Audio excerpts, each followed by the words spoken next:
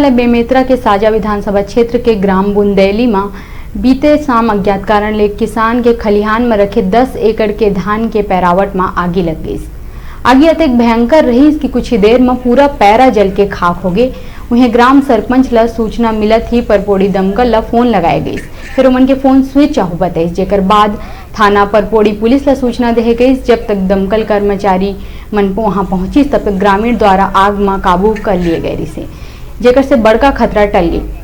उन्हें ग्राम सरपंच दमकल कर्मी मन के ऊपर दमकल कर्मी द्वारा जो लापरवाही करे गई ओकर ऊपर नाराजगी जता है।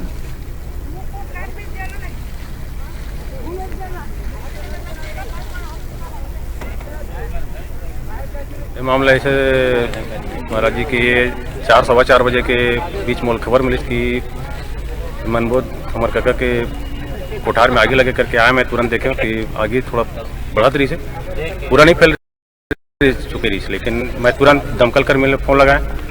दमकल कर्मी फोन नहीं लग पाई, लेकिन एक बाद थाना टीआई फोन लगाया परपोड़ी, तो परपोड़ी वाले बोली कि मैं तुरंत दमकल कर्मी फोन लगा करके, लेकिन 2 घंटा से 2.5 घंटा हो गया अभी तक कोई दमकल कर्मी आए हैं। और गांव वाले मन के सहयोग से आगे में बुझा जाते, अभी काबू पाए जाते।